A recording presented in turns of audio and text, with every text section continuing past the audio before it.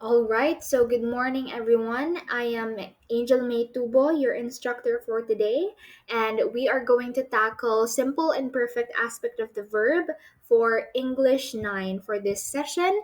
So let's now proceed. I hope everyone is ready to listen. Let's talk about what is an aspect first. So, an aspect is a property of a verb that expresses how the action, state, event indicated by the verb takes place over time. In other words, aspect gives us extra information that tells us whether the verb is ongoing, repeated, completed, or even habitual. So as you can see here under our form, we have the three tenses: the present, past, and future.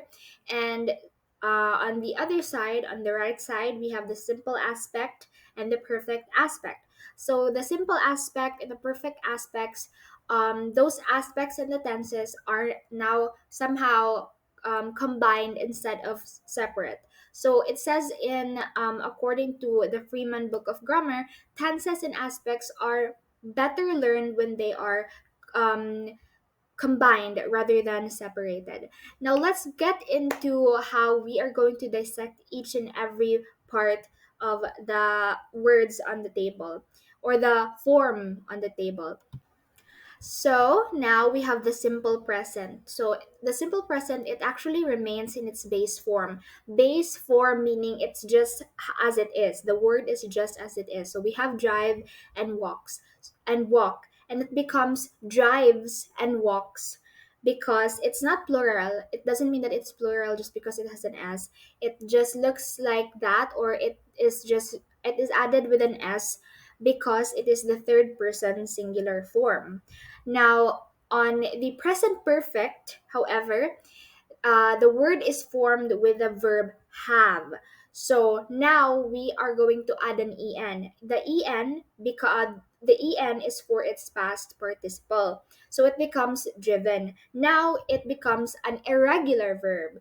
So afterwards, we add has or have driven, or has or have, the verbs has or have to the word driven. Now it becomes its present perfect form, has or have driven.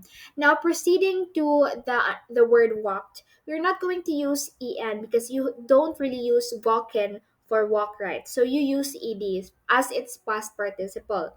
And now it becomes walked. So compared to driven, driven is an irregular verb, and walk now is identical to the past tense form. So it doesn't really have to be added with an en because the word is somehow different. Now it becomes has or have walked as its present perfect form. Next. So proceeding to the simple past form, the simple past is formed by using its past irregular form, meaning drove as an irregular verb now it is in its simple past because the simple past remains invariant for all persons and numbers. It's not anymore driven, it's now drove. So that's an irregular verb. Now walk becomes walked, still a regular verb because you don't use en with walk.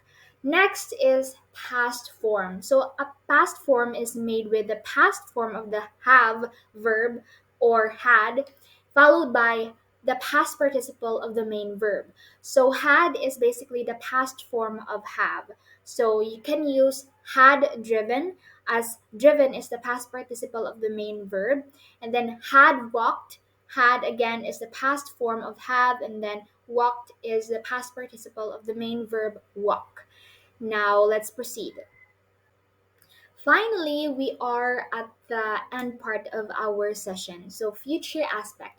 The future aspect adheres to the same patterns of the present and the past in terms of its combination of aspect markers. So, we're going to look at the aspect markers now because we are going to use will, and a will is basically a marker or a symbol because we don't have more forms ganit for future.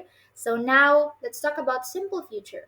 Simple future, we are just going to add will and will to the base form. So will drive and then will walk. So it's as simple as that, right? Now for future aspect, we will add will plus have and then en. So will have driven. And the next we have will plus have plus ed and will have walked. Now that's the two different the irregular verb driven and for the regular verb walked. So I am very much thankful to have discussed everything to you, and I hope everybody, if anybody has questions, please do raise them during our next discussions. All right, so that's it for today. I hope everyone understood it well. It's a very simple topic, but despite being simple and very easy to learn and understand, we have to master it so that we'll be able to use it during communications effectively. So, again, this is Angel May Tubo, your instructor for today. I hope everyone in English 9 have a blessed day and goodbye, everyone.